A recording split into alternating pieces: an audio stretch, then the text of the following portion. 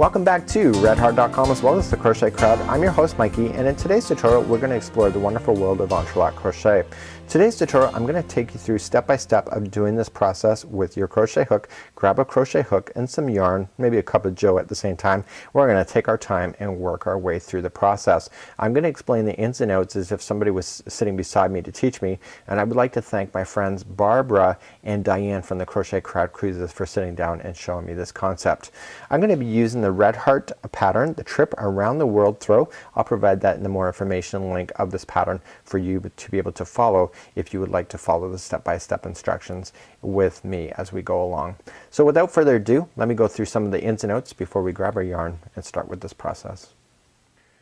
Okay, the first concept that you need to do today is that you need to decide your yarn. In Trip Around the World, it's requiring you to change the pattern colors. And when we work on this, we work from the inside out, and I'll cover that in just a moment. But your yarn is very subjective to you. You can change the yarn as much as you want to. You could have solid colors like the Red Heart with Love, just like you see here. Or this is James C. Brett Chunky Marble, where the yarn changes color so slowly that every square looks unique to itself. And I didn't even have to change the colors, it's in the yarn itself. You can achieve this kind of look in a smaller version as well, and every little square would have its own uniqueness when it comes to this.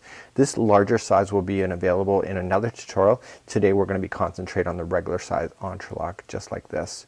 So you need to also decide your crochet hook, and for myself is that I like to use a particular comfort grip, and what I notice is that you have to have 7 stitches on this hook at any one time. With the comfort grips that you will find is that you can probably get your 7 on here very easily, and it naturally stops at the gripping so it doesn't ever run into your hands. If you use a crochet hook where it doesn't have that, you may find that it's going to run into your hands a bit and may catch on your fingers. That's something that's really subjective to you. Depending on the size of crochet project that you're working on, you may also opt for a Tunisian crochet hook, just like so. I always find is that when I'm Tunisianing, I always kind of balance it into the center of my hand instead of working up close like I would with this one, is that I'm more further back, and again that's very subjective to you. With this particular concept you don't really need a special hook. It's just something to consider when you're working on it. So to understand Entrelac, you need to understand exactly what you're looking for. You can do it in 2 ways. You can either do a very, very long chain where you can grow your afghan like rows going up, just like so. This is not doing that. This one we grow from the center point out. So for example, let me just clarify. When we go to do this concept, we're going to do our very first square, so nothing else is going to exist but this small little square. In order to do the next level, you see the pink. And so the pink is what's attaching to the square, so that's the automatic next one you want to go to. You will notice in Trip Around the World that there are different colors depending on the round that you're working on. That is very subjective to you. But if you really look at the concept, you'll notice that the colors are transitioning in a complete circle. So for example, we're going to do the green and then we're going to do the pink. So then you essentially have this. So in order to do the next color, you have to do the green. So the green will go all the way around just like so. And when you look at this from like maybe a granny square perspective, that you're starting from the inside going out, it makes it very easy. So for example, in this particular one here is that I have stopped my green round. I've started now the pink going around just like you see, and this is where I've stopped it so far because I haven't gone all the way around.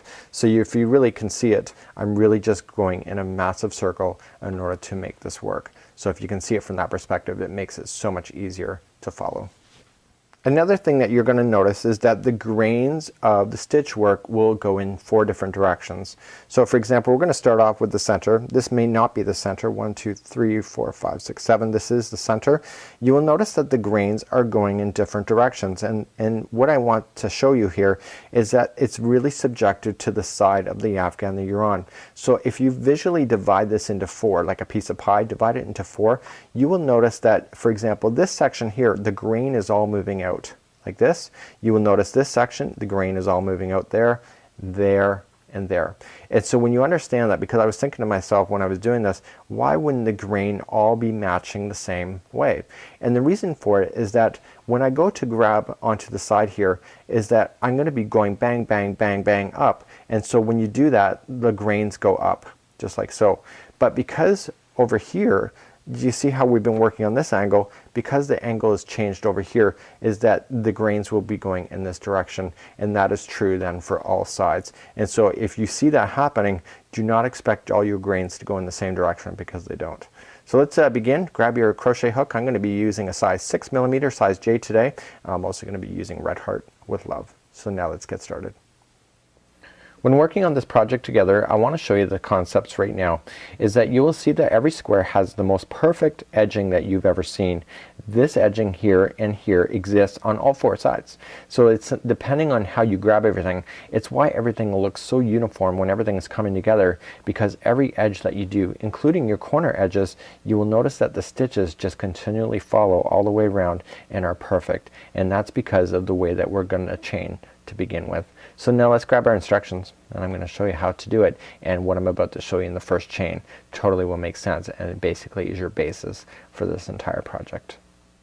To begin, I want you to start off with a slip knot, and we're going to be using our hook to begin. So we want to chain 7 as per the instructions, so let's begin to do that. So 1, 2, 3, 4, 5, 6, and 7. So as I explained in the instructions, is that you always had a perfect edge. It's because of the way that this chain has been turned over. So for example, it says go second chain from the hook. What I want you to do is that I want you to turn that chain around, and you will see that there's back loops, or at the spine of the crochet chain, just like I would call it. I don't know if that's a technical word or not, but I simply want to go into that area first, and then I grab the yarn and pull through, and I hold it on my hook just like so. I then want to work my way through the rest of the chain. You will notice that the spines are now facing up like a Loch Ness monster or any kind of dinosaur, that you just keep going in and grabbing the yarn and pulling through, and just leave it on your hook. So just going in, pull through, and leave on your hook. And you want a total of 7 of these.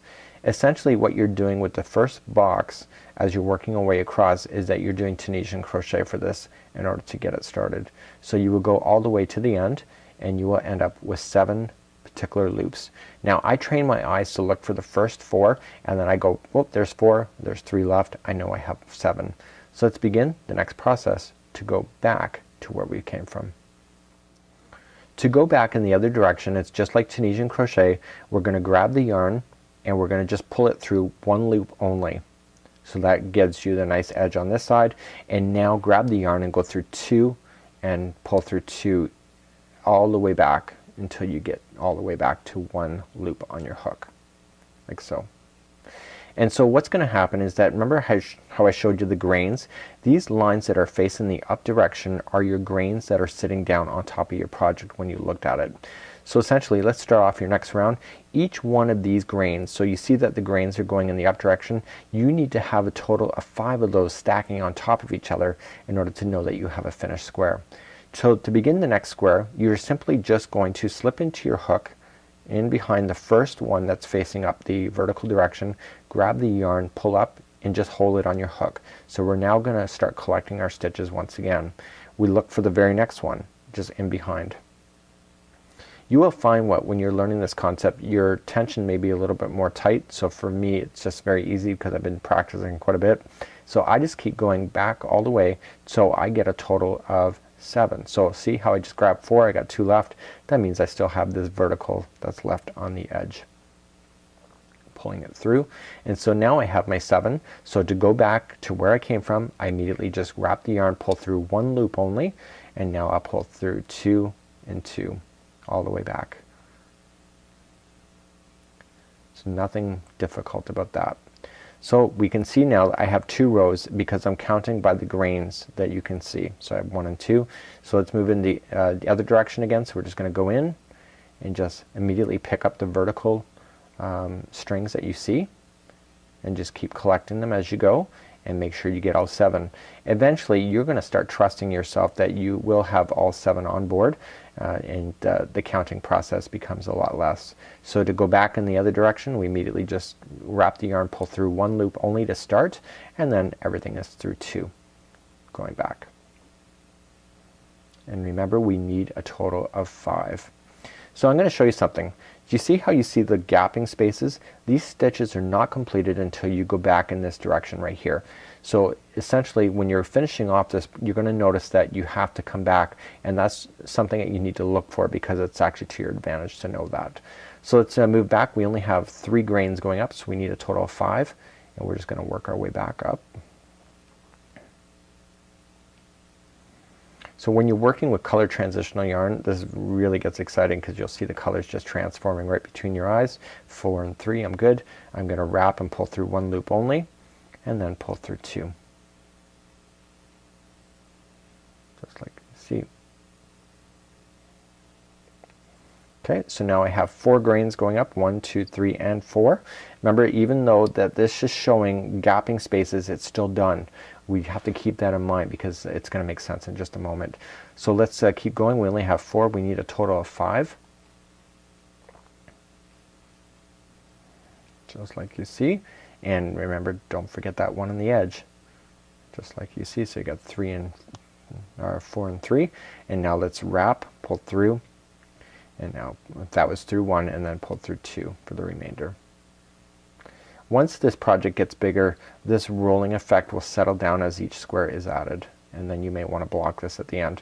So now I have a total of 5, and you can see that this is practically a square, which is what you're looking for anyway. So you have 1, 2, 3, 4, and 5. Yes, you have the gapping, but now it's time to bind this off so that we can finish right in this corner here.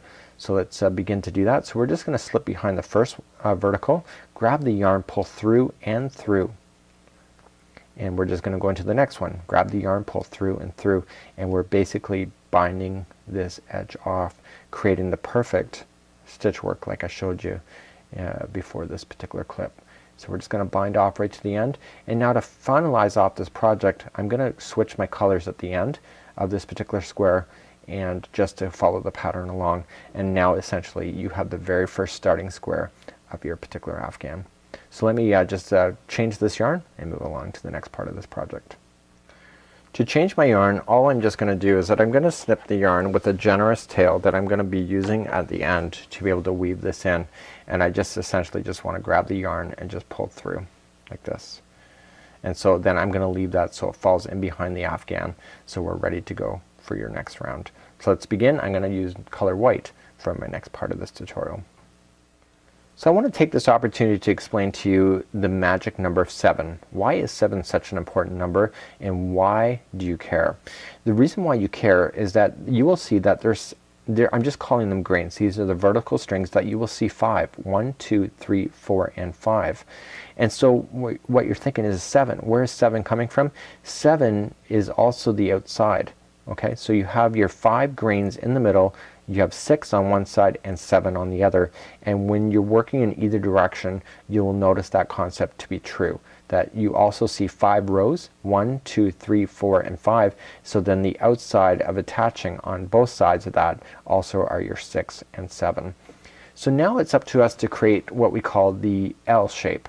And so the L shape does not exist on this starting one, and so what we have to do is we have to create it.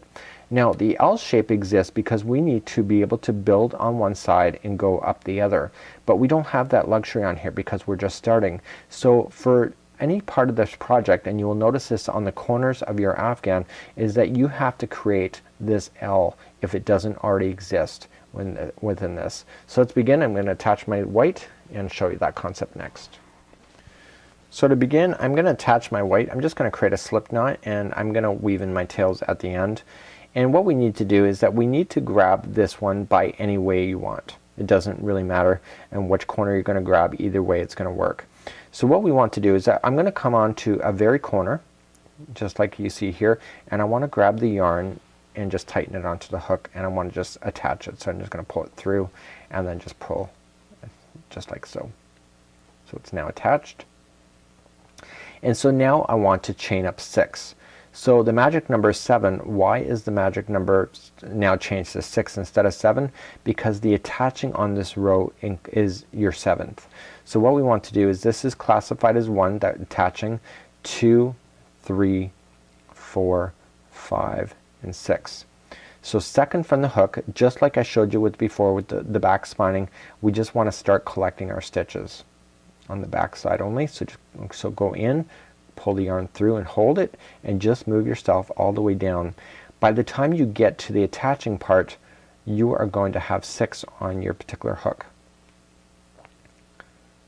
Okay, so we go right into this one here, and now we have our 6 like I just promised you. So the 7th is where you've attached it right in and pull through. So now you have your 7. So you have your 3 and 4, and just like you did before, what I want you to do is just wrap the yarn, pull through the first one, and then pull through 2, going all the way through. And so now we want to go back again, so we're just going to pick them up. This is exactly what you already done. The difference is now that you are just working with another block. Now here's what your tip is. Make sure that this has not spun around on you. The other side will look knitted. You want to make sure you're looking at the concept where you can see the grains right in front of your face. So as you get your 6 on board, right, your 7th is in the next available stitch. Okay, it's not the same one, it's the next one. So the grains are matching each other. So each row is going to match each other. So essentially when I go through, let me just redo that one more time. When I go through, just like so, I want to make sure I have my 7, which I do, and then just grab the yarn, pull through the first one, and then just work and pull back through the 2 as you go along. So let's pick them up again. So this is going to be your row 3.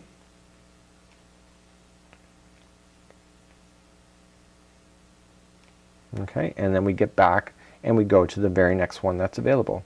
So the rows are matching the rows.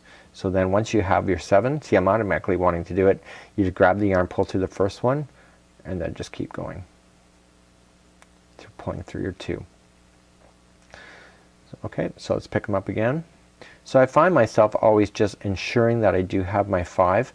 There's been a couple times I have them in the sampler where I've messed up and I added an extra 1. Sometimes you just gotta fake it or make it.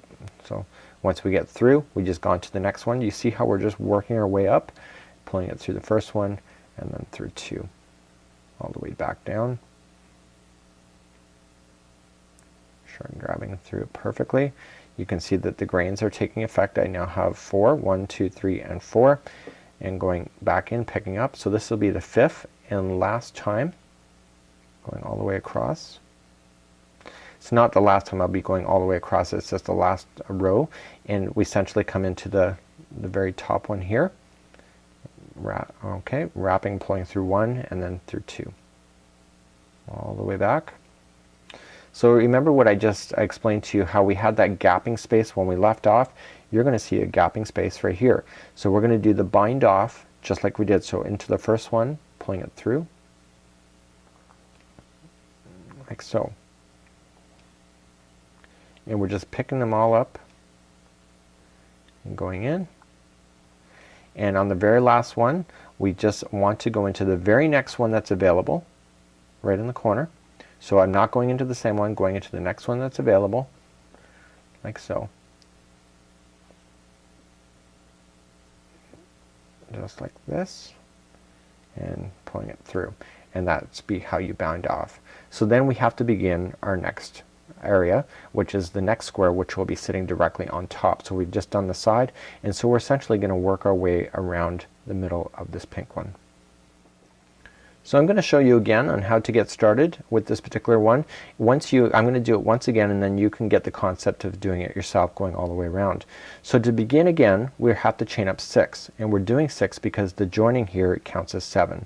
So 1, 2, 3, 4, 5, and 6. Second from the hook, we come into the back spine area and start collecting them again. We want to make sure that this project has not turned on you. That was one of my key concepts for learning with Barbara and Diane, is that I was always having the project turn. And so now we have our 6, and we essentially come back down in to where we started and pull through like this. So now we have our 4 and 3. So we wrap and pull through the first one, and then wrap and pull through 2 all the way back down.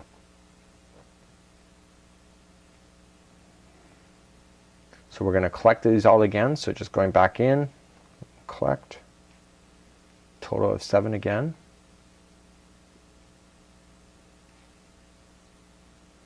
Okay, there is my 6, and we just move up to the next stitch that's available. So do you see how this first row matched this first row? So then when you go to the next one higher, this row is going to match that one. So we pull through the first one and pull through 2 for the remainder of the row. Okay, collect them again. We want a total of 5 rows going up.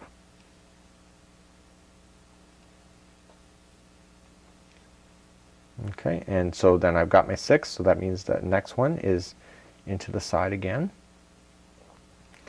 Pull through the first one and pull through 2 all the way back. Okay, let's collect them again.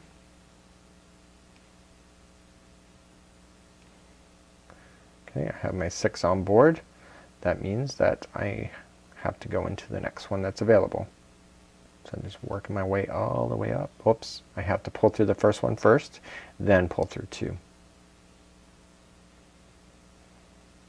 I kind of never did that on my sample, so I'm kind of struggling a bit. So picking up.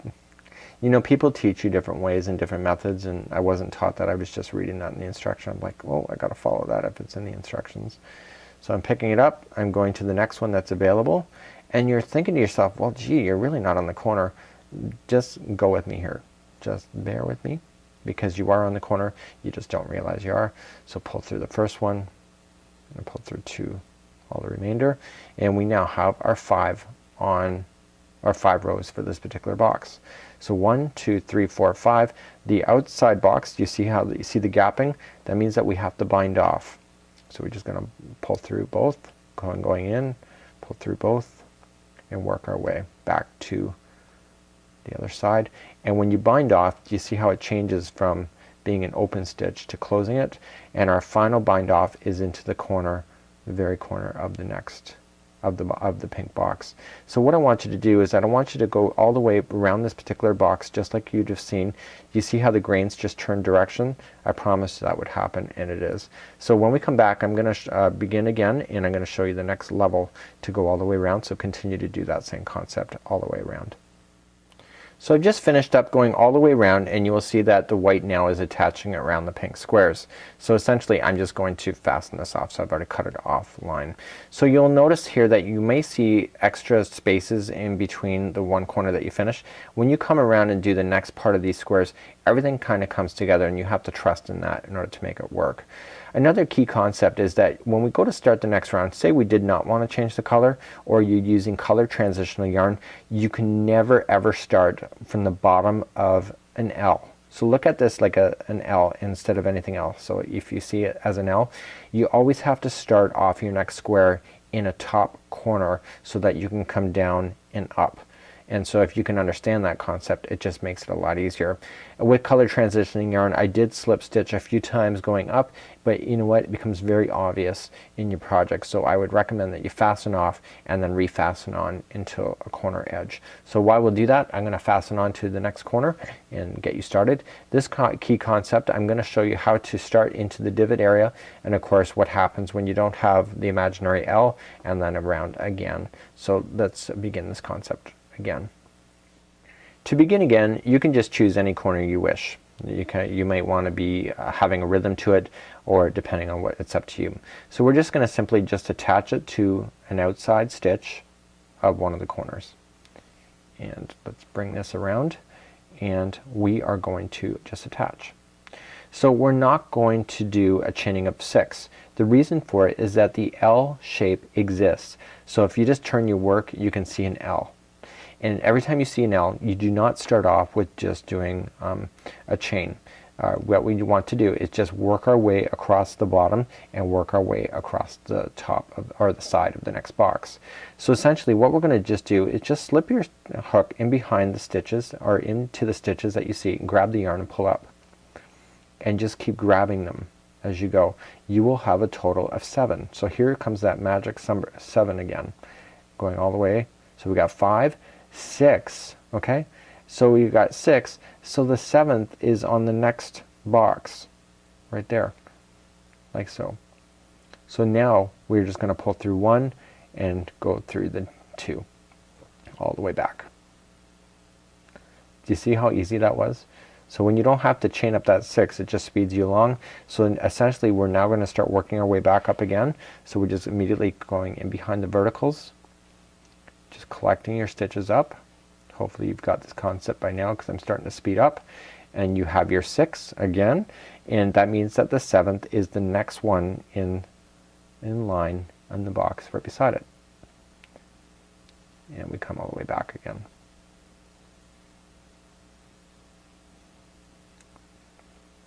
Just like you see. So we want to collect.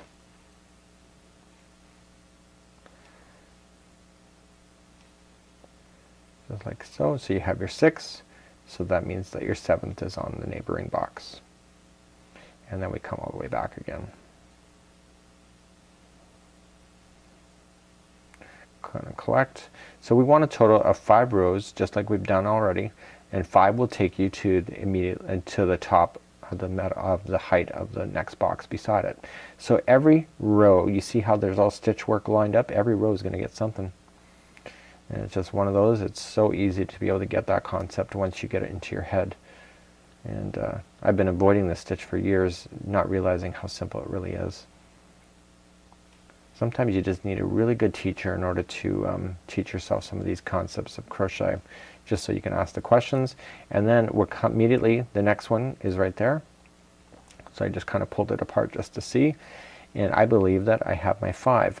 Now I haven't been counting 5, it's just I've been working on this pattern so much that my eyes are trained to automatically notice that there's 5. So we're going to count the grains. So 1, 2, 3, 4, and 5. You will see that there's gapping, so we're just going to bind off. So just slipping in behind and pulling it through. And we want to do that for all of the verticals going across. And this will take you to the other side of the top.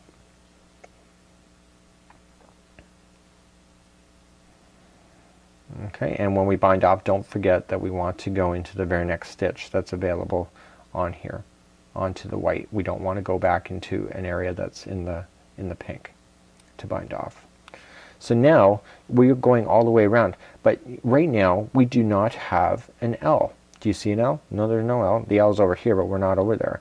So in order to create this, this is the one corner. So these white here are representing the corners of your Afghan. So what we have to do to create the corner, or to create the imaginary L, you have to chain 6. So 1, 2, 3, 4, 5, and 6. And immediately second from the hook, we want to come back into that spine area. The spine area just makes a beautiful finish if you're not convinced on that yet. And just coming and collecting your stitches going back. And by the time you get back to the beginning of the chain, you should have 6. And then the 7th, if you've already are following me along, the 7th, so there's your 6, is on the project itself. Just like so. And so then we just do our 2s all the way back. So I don't know why I kind of begrudge doing those corners. The imaginary L is actually really simple. It's just that one little stitch of doing that chain is like, oh my, I just gotta do that again. But it is actually, it's only happening on one area of your Afghan. So we have our 6 again. We just immediately come to the next stitch available. You can clearly see it. And just come all the way back.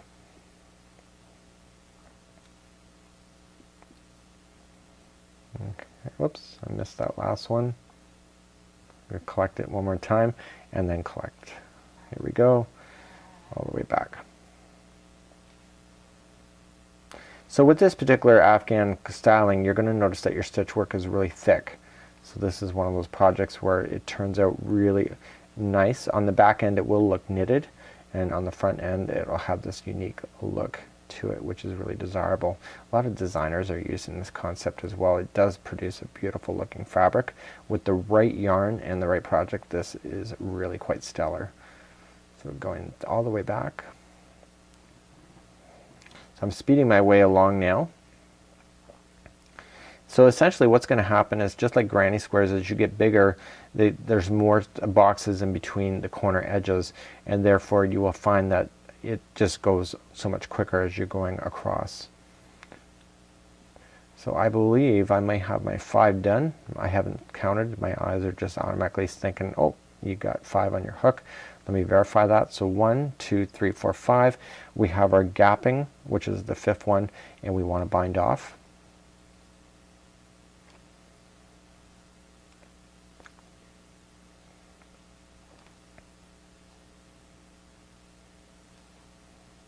Like so. And remember, the final bind off is into the next square. So don't forget to do that. So essentially now we're ready to move on. Now this next one, we are back in, and there's the imaginary L right in front of your face. So essentially we don't chain, we just immediately pick up these stitches that are in the box going down the other side of the white. And we immediately just pick them up. There should be 6 complete on the one side of the box. We have 6, so then the 7th is in the next box right beside it. And then we just do our 2s all the way back. You can always see, like I almost just put through the wrong stitch. If you don't have a total of 5 grains going up, then you notice something's wrong, and that's when you need to start just making sure. With the larger version of Afghan that I did with the 10 stitches, is that I have to count. I'll be a little more vigilant at counting in order to get it to work, but it's totally worth the effort, no doubt about that.